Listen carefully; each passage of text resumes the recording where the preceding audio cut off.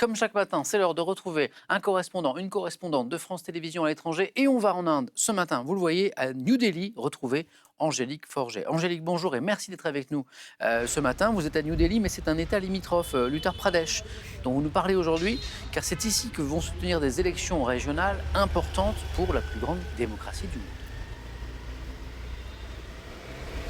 Bonjour Samuel, exactement, l'état de l'Uttar Pradesh dans le nord de l'Inde, tout près de New Delhi, c'est tout simplement l'état le plus peuplé du pays, 230 millions d'habitants. Rendez-vous compte, c'est l'équivalent de la population du Brésil qui est appelé donc dès demain à participer à des élections législatives régionales.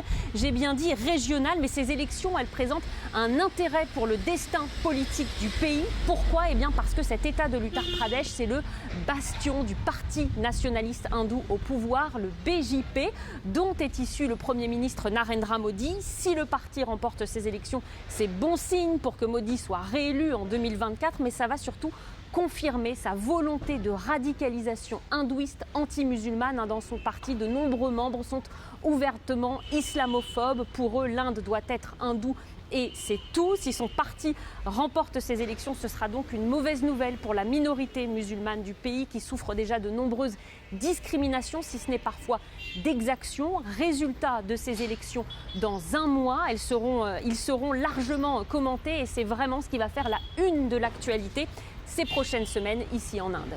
Angélique, dans ce contexte de tension entre différentes communautés en Inde, il y a une image qui a fait le tour du pays à l'occasion des obsèques d'une grande chanteuse indienne.